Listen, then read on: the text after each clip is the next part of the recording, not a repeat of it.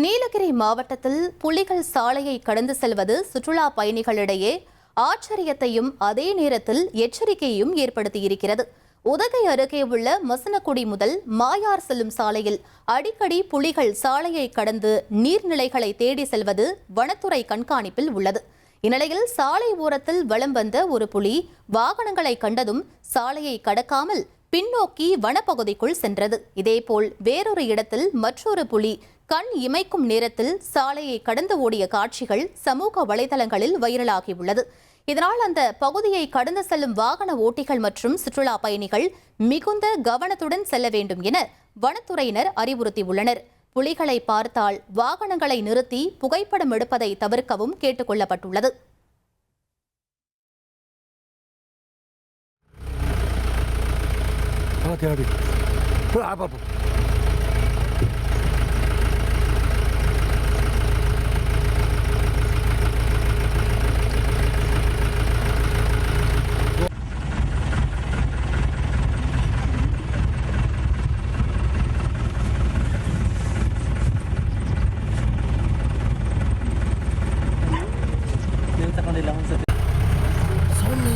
Please.